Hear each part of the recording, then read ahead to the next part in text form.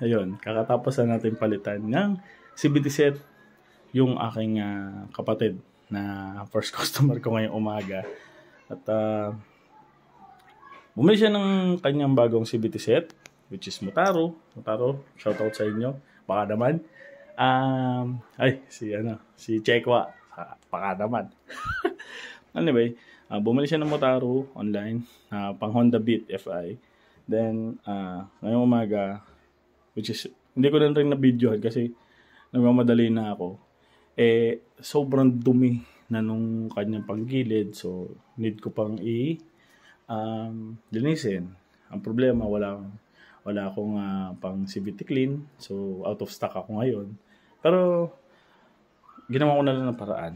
May mga degreaser or gasolina, pwede naman. Pero, huwag nyo lang ibababad. Kasi nakakasira talaga ng o-ring yun. Degreaser okay lang, which is yun naman talaga ang ginagamit para malinis yun kung wala kayong budget sa CVT cleaner. So yun, malinis na, kinabit na namin yung Motaro. Pakita ko sa inyo. Ayan yung itsura ng crankcase nya.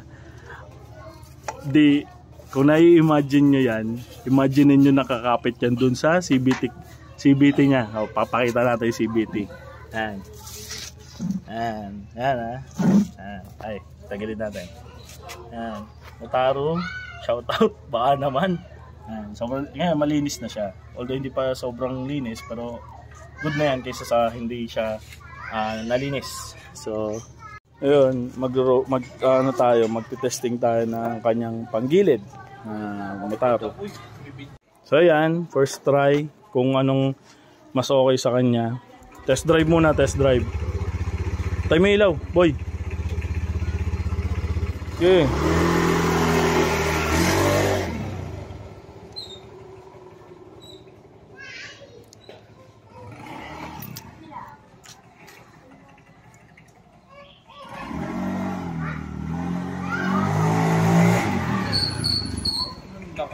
Wala pa yan, hindi pa nakaset yan.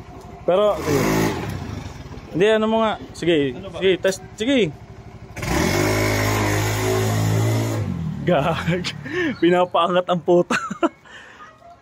Karamdam sa pakyat, mabigat o kaya ka? Hindi naman mabigat, sinaglit niya lang yung paakyat. Pero, mabigat ako. Mga kakayanin naman yan. Ano? Pag may angkas, mas maganda yung taas niya kasi kinakaya niya ako. Kahit mag-isa lang. Ilan kilo ka ba? 100. Tangik, hindi ka 100. 110 ka. 90 lang. 90 mo mukha mo. 90 lang. 90. O yan, sige. Since okay na.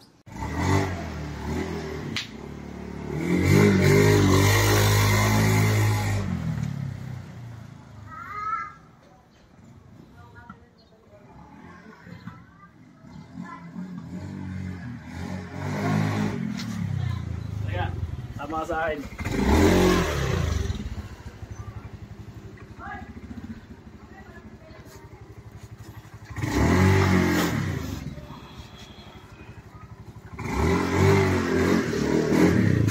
Sali ka.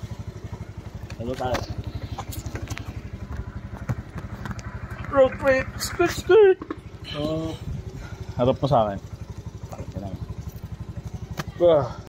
Subukan ko, dalawa kami ng utol ko. Since hindi ko alam kung kasing bigat ko yung angkas niya, pero tatry natin. Buka natin packet.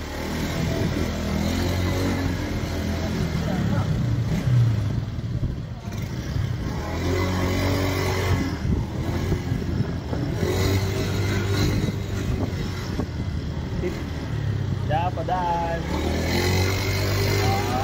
Bukas tayo na. Sinasaglit lang Approximate. Nasaan ba yung camera natin? Ha? Tutok mo nga sa akin. Approximately, nasa 200 kilos. Huwag mo, masyado malapit. Nasa 200 kilos kami mahigit. So, kinaya naman yung uphill, pero hindi siya ganun ka-inclined. So, pero testingin pa rin namin. So, baka siya na mag-testing. So, mag-feedback na lang siya sa atin. Okay. Ayun. First upgrade niya dapat. First na papagawa niya is ball race. maano na matagtag pumapaling na yung yung manibela niya. So kailangan niya magpalit ng ball race. Pangalawa, kailangan mag-upgrade ng preno. Which is yung preno niya matigas pero hindi ko makapit. I don't know kung ano, sige sa susunod na lang siguro ulit.